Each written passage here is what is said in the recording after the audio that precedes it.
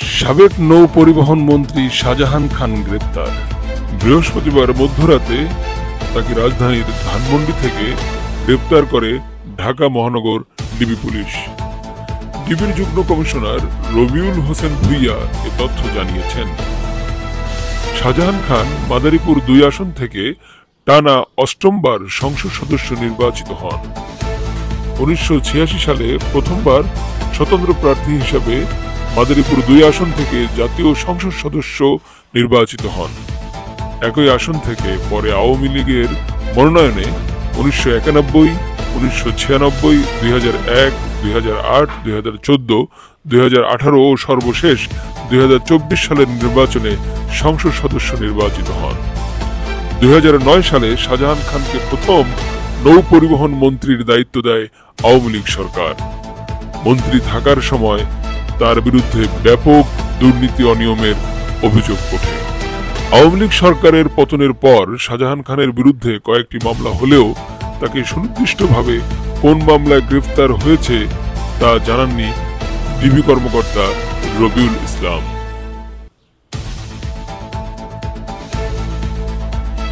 আওয়ামী লীগের সভাপতিমণ্ডলীর সদস্য শাহজাহান খান বাংলাদেশ শ্রমিক ফেডারেশনের কার্যকরী সভাপতি।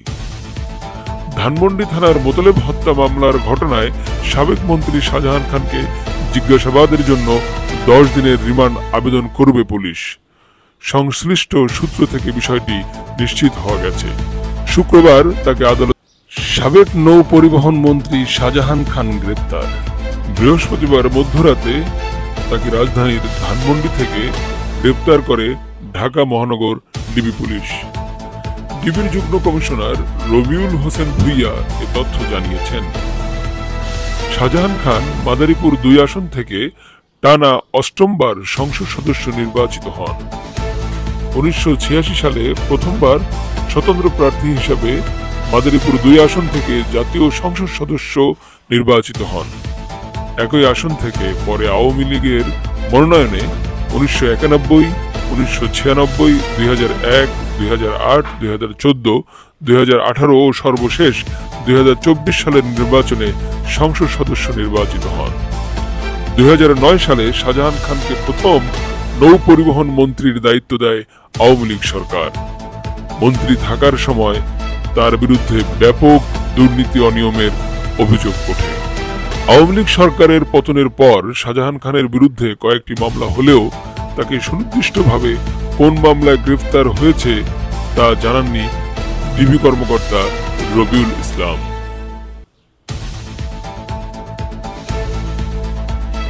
আওয়ামী লীগের সভাপতিমণ্ডলীর সদস্য শাহজাহান খান বাংলাদেশ শ্রমিক ফেডারেশনের কার্যকরী সভাপতি।